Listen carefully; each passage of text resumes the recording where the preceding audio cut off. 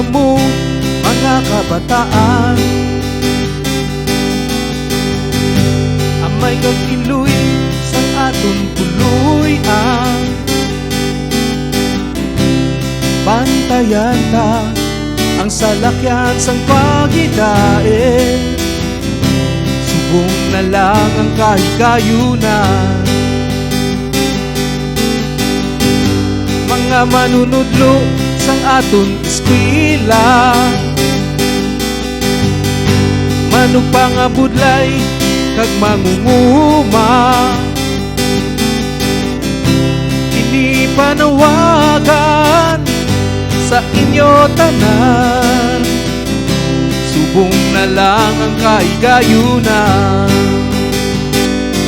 Yara na ang salakyan sang pagidait, libre lang ang pamasahe, kutob sang magabiyahe, may pulumpuan sa tanan, kag isa lang ang padulungan, ang lugar nakatuan katawhayan.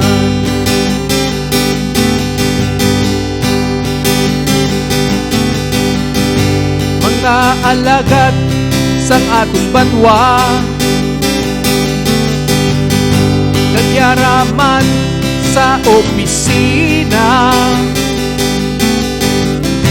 ini panawagan sa inyo tanan, subong na lang ang kahigayunan.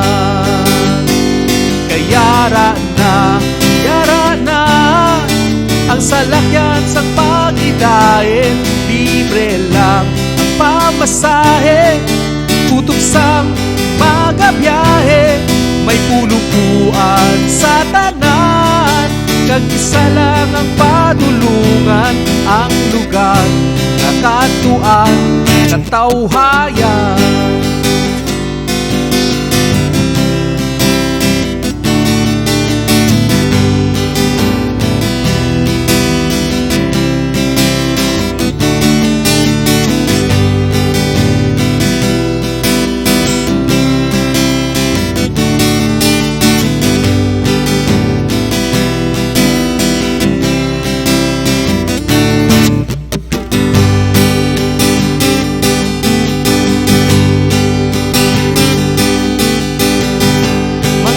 Katapo sang militarya,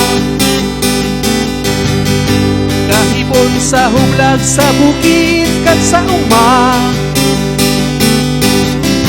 hindi panawagan sa inyo tanan, subong na lang ang kahigayunan. Yara na